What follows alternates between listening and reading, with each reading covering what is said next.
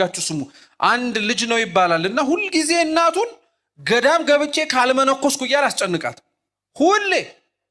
እናቱ ደግሞ አረታው ይብቃህ እባክህ አሁን የምትኖረው ኑሮ ይበቃል ይቅርባል በፍጹም እኔ የነፍሴ ነገር ያሳስበኛል ገዳም ገብቼ ካልጾም ካልጸለዩ ካልሰገድ የትህርምት ጽኑ የሆነ ህይወት ካልኖርኩ ምን ዋጋ አለው አለ ብትለው ብትሰራው እምቢ አለ መጨረሻ ላይ ያለው አማራጭ ምንድነው እናቱ በቃ ሂድ ገዳም ግባለች ገዳም ገባ እንደተናገረው እጾማለሁ ጸልያለሁ ሰግዳለሁ መጸውታለሁ ትህርምት ህይወት ውስጥ እኖራለሁ እንዳለው ምንም ሰነፎን ስንት ሰው ከቤቱ ቤተክርስቲያን ውስጥ እኖራለሁ ብሎ መጥቶ ይሞታል ማለት ነው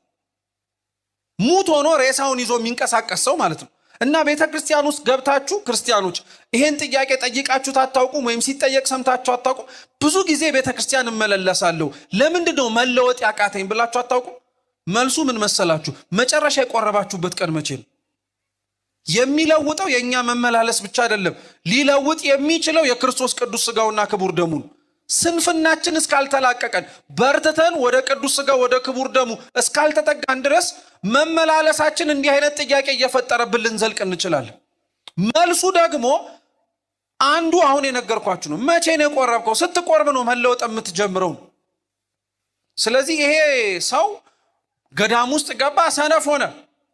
ቆየ በእድሜ ምንም ሊስተካከል አልቻለም እየሰማችሁ ነው ምንም ሊስተካከል አልቻለም